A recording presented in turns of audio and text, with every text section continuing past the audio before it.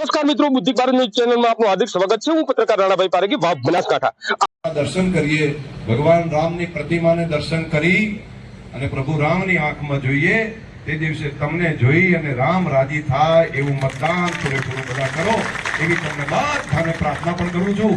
સૌનો હૃદયપૂર્વક ખૂબ ખૂબ આભાર। અને અહીંયા જે જોઉં છું ને, પાઘડી ને બાકીના બધાનો, તો જાણે એક બગીચામાં વિવિધ પ્રકારના ફૂલ એક બગીચાની અંદર હોય ને, અને એ જ આપણા દેશની વિવિધતામાં એકતાના દર્શન છે।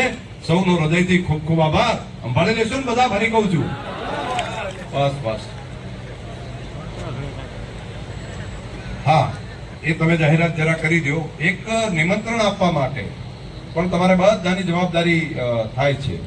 1લી તારીખના નિમંત્રણ માટે ગામડે ગામડે તમારે જવું પડશે। આમ તો બધા પોતપોતાના કામ સંભાળે, પણ આ 1લી તારીખમાં આપવા માટે દરેક જ્ઞાતિ સમાજ, ઘરમાં ગામમાં બેઠેલા વ્યક્તિને પણ અમારા વતી તમારે નિમંત્રણ આપવા માટે જવું પડશે અને કહેવું પડશે। પોતાના ગામમાં જરૂર પડે, સગા સંબંધી જ્ઞાતિ સમાજમાં પણ બધાને જઈને કહેવું પડશે કે બધા એક દિવસ ત્યાં આગળ કાઢો આવવા માટે, અને બીજો દિવસ પૂરેપૂરો મતદાન માટે કાઢો। આ 2 કામ કહેવા માટેનું બધાને મારી પ્રાર્થના છે। બધા આગેવાનો બધા ત્યાં આગળ પહોંચે એવી પણ મારી વિનંતી છે।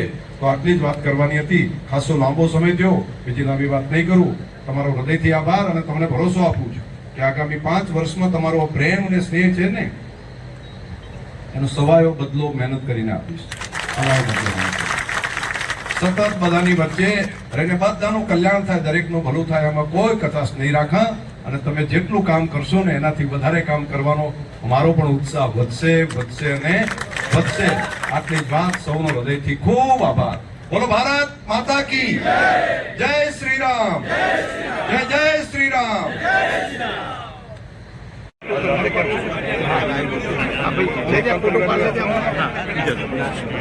फोटो पाल लेते